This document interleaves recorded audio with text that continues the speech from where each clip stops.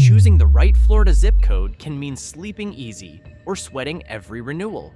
With Miami Beach premiums topping $9,000 a year and Fort Myers down 12% from its peak, these are the 3 worst and 4 best Florida cities to own a house in. First up at number 3 is Lakewood Ranch. It used to be the poster child for master-planned living. Now it's what happens when builders keep stacking rooftops after the buyer rush fades. Spanning Manatee and Sarasota counties, 65,000-plus residents enjoy shiny amenities, tidy schools, and golf carts galore. The catch isn't lifestyle, it's math. Typical homes sit around $634,000, with plenty north of $800,000. But 2025 price growth has slipped under 1%, so costs sprint while equity strolls. On a $700,000 place, expect $9,000 plus in property taxes, insurance often above $6,000, and HOA dues of $300 to $400 a month before special assessments or club fees. Crowding doesn't help. Years of rapid builds left copy-paste subdivisions and overlapping amenities chasing the same buyers. Incentives tell the story. Cash at closing, rate buy-downs, and price cuts to move inventory. Even the roads agree. Key routes are slower than they were pre-2020, turning master-planned into stop-and-go at rush hour. Families still like the parks and schools, but flat appreciation plus a heavy monthly makes the trade-off tough. This isn't a crash, it's a premium-priced plateau. If you want steady, low-drama growth without ballooning costs, Lakewood Ranch in 2025 doesn't pencil. You're buying a high-end lifestyle and a high-end bill without the upside that usually justifies it. At number 2, Fort Myers. From 2020 to 2022, Fort Myers was a rocket. Prices jumped more than 50%, homes vanished the second they hit the market, and buyers were bidding before the photos finished uploading. Fast forward to 2025, and the vibe is very different. The median price sits around $390,000, about 12% below the peak. Listings are taking longer, price cuts are more common, and investors who used to set the floor are only showing up when the discount is real. That shift might be fine if the monthly bills played nice. They don't. Insurance is the pressure point. After Ian, it's normal to see homeowners' premiums clear $7,000 a year, and that's before flood. Flood costs have climbed hard over the last 5 years, and things like elevation and closeness to surge zones decide whether expensive turns into ouch. A mortgage that looked comfortable on paper can feel tight the moment your policy renews. Details like roof age, storm shutters, and how close you are to the water can swing quotes by thousands. Great if your house checks every box. Tougher if you're buying a typical 2000s build in a zip surrounded by canals. The local economy doesn't fix the math. Tourism and hospitality still carry a lot of the load, and those jobs swing with seasons and big picture shocks. With higher rates squeezing budgets, those wages don't support yesterday's rapid price climbs. Downtown has cooled too. More dark storefronts, paused projects, and thinner foot traffic outside peak times. On the supply side, builders who sprinted during the boom left a long tail of inventory. Now that demand is eased, you're seeing incentives and cuts pop up like mile markers. None of this cancels what people love here. The Gulf sunsets are still ridiculous, the lifestyle pitch still lands, and long-term appeal isn't in doubt. What is in doubt is the risk-adjusted return if you buy today. If you care about steady equity growth, or your budget gets wobbly when insurance jumps by $1,000 at renewal, you're walking into a market where costs keep rising while resale comps move sideways. Buy because you love it and plan for bumps. Don't expect the market to carry the weight for you. And at number 1, Miami Beach. The brand sells itself. Iconic streets, design mag towers, water on every horizon, and a global buyer pool that historically shrugged at price tags. In 2025, your sources make the costs louder than the postcard.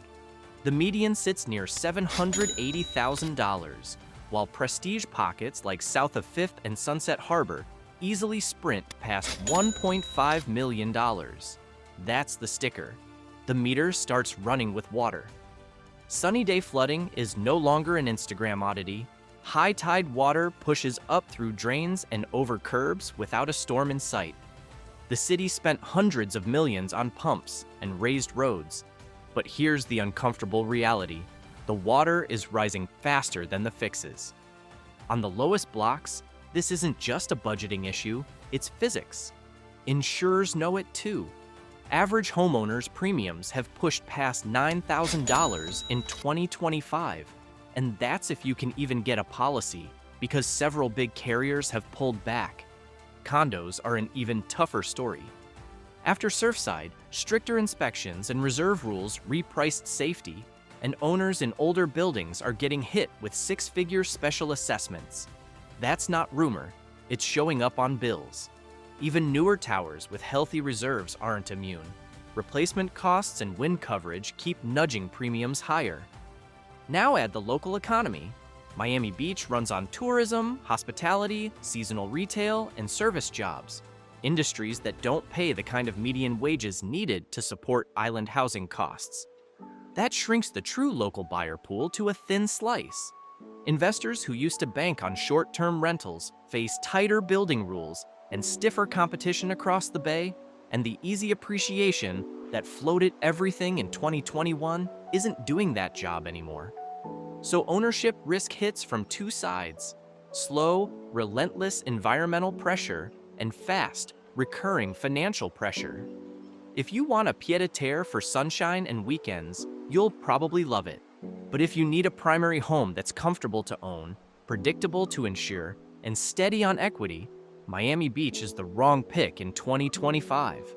The full stack, purchase price, scarce and pricey insurance, big assessments, and the gap between local paychecks and island prices makes it glamorous but hard to live with. Call it beautiful but broken, luxury but leveraged. But then there are these next four cities that totally make living in Florida worth it. Starting with number 4, Lakeland. Smack between Tampa and Orlando, Lakeland is the rare in-between city that isn't stuck in between. In 2025, typical homes trade around $318,000, and that number buys more space, plus a real yard, than you'll find an hour east or west. The listings fit real budgets: historic bungalows by downtown, mid-century places circling the lakes, and newer 3-beds on the north side that still post under $350,000. The cost of living runs about 10% below the national average, a quiet win you feel after closing when groceries, utilities, and daily driving don't ambush your wallet. Growth here is steady, not frantic. Because Lakeland didn't overheat like Miami or Tampa, it never needed a hard come-down, and you see it in stable days on market and appraisals that don't wobble at the finish line. City money shows up in parks, trails, and walkable blocks. HOAs exist but aren't required for a good address, and some neighborhoods skip them by design. Retirees get a deep 55-plus market with starters under $200,000. Families and remote workers get flexibility. Orlando jobs and Tampa's coast are easy day trips without importing their price curves. Insurance is sane by Florida standards, especially off the floodplains, and inland elevation takes the worst storm math off the table. Trade-offs? Expect construction zones and a learning curve at rush hour, and choose your streets if you want a quick hop to I-4.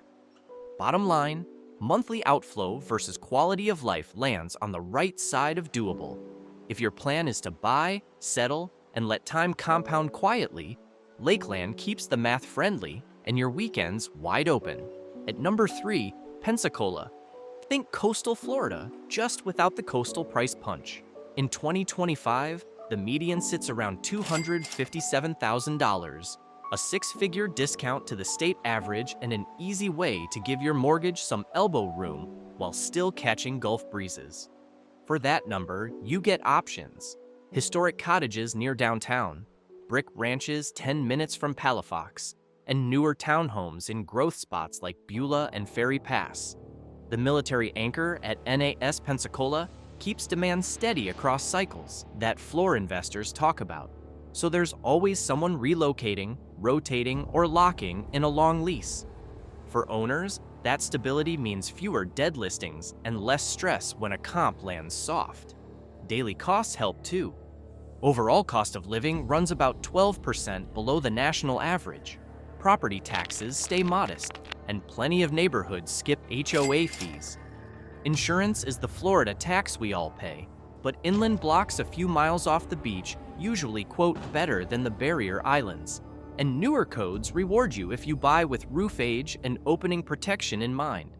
Life here actually works. A revitalized downtown you can walk for real errands, beaches that don't require a plane ticket, and a calendar built on community festivals more than velvet ropes. Storms factor in, and some pockets carry higher flood risk, so read the maps and shop carriers with discipline. Compared with South Florida's insurance and assessment spiral, Pensacola's coastal math is still manageable. If you want sunshine, salt air, and a payment that leaves room for living, this panhandle value play keeps quietly over-delivering. At number 2, Gainesville. Call it a college town if you want, but the real story is steady demand. In 2025, the typical home lands in the high 200s, about $298,000, and that number is backed by a serious engine. The University of Florida and UF Health. Year-round faculty, staff, grad students, and medical pros keep people moving in, which does two very homeowner-friendly things. Vacancies stay low, and prices don't swing like a stock chart. Housing options are wide open. You've got mid-century homes under big oaks near downtown, refreshed builds around Haley, Plantation, and along Newberry Road, and even half-acre spots that still come in under $325,000. Investors like the reliable rents within biking distance of campus, buyers who plan to live here like that. The math works without needing miracle interest rates. Location helps too. Being inland means storm risk is mostly wind, not water, so insurance quotes are usually calmer than on the coasts. Property taxes are reasonable by Florida standards. The overall cost of living runs about 7% below the national average, and newer energy-efficient homes keep summer power bills from spiking. Daily life actually delivers. Real museums tied to the university, actual parks, good food you don't have to save up for, and a cultural scene that doesn't go to sleep after finals week. Downsides? When school's in, certain intersections jam up, and yes, you'll wait for brunch behind freshmen who just met espresso. If you're shopping for stability, sensible prices, and employers who pay in every season, Gainesville's Oakline neighborhoods make both the lifestyle and the ledger add up. Finally, at number 1, Lake City. This is the one that makes you check the listing and then smile at the monthly. In 2025, Lake City's median sits around $254,000, over $150,000 under the state average, and 3 bedrooms under $230,000 are common enough to feel normal. Willing to do a little paint and flooring or live a few minutes from downtown? Seeing prices under $200,000 isn't unusual, and you're usually getting a real backyard, not a postage stamp. The mix is straightforward: brick ranches inside the grid, newer builds on the edges, and even acreage if you prefer space to neighbors. The savings don't stop at closing. Sitting inland at the I-75/I-10 cross means storm surge isn't part of your life, which takes the worst insurance spikes off the table. Flood zones matter less. Quotes tend to be saner, and you're not stuck waiting months for a post-storm contractor just to stay insurable. Property taxes are modest. The cost of living runs about 15% below the national average, and HOAs are more optional than automatic. People say it's quiet, and that's the appeal. You trade nightlife for time and money back. Need more action or specialist care? Gainesville, Tallahassee, and Jacksonville are all an easy drive for errands, appointments, or a weekend detour. For first-timers, it's a starter payment that doesn't demand a side hustle. For downsizers, it's cashing out elsewhere and shrinking the monthly. For long-term owners, it's equity that compounds, because your outflow isn't eating it. Still do the basics: roof age, plumbing type, street resale history. But in a Florida year defined by insurance swings and sticker shock, Lake City brings back the old promise: a house you can afford, a yard you'll actually use, and a monthly salary that leaves room for living. That's the tour. Beach breeze or oak-lined mornings. The right zip code can make your savings feel bigger. Tell us your pick in the comments and why it works for you.